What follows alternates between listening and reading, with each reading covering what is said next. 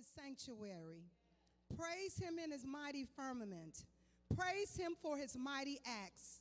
Praise him according to his excellent greatness. Praise him with the sound of the trumpet. Praise him with the lute and the harp. Praise him with the timbrel and dance. Praise him with the stringed instruments and flutes. Praise him with the loud cymbals.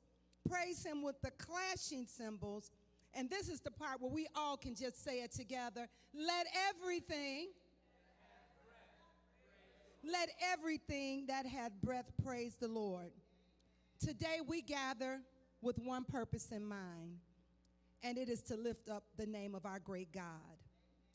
As Psalm 150 reminds us, everything that has breath is called to praise the Lord.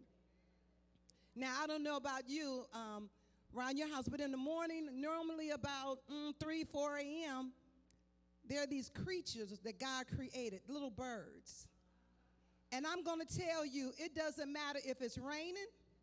It doesn't matter if there's a storm. It does not matter. They praise the Lord. So this morning,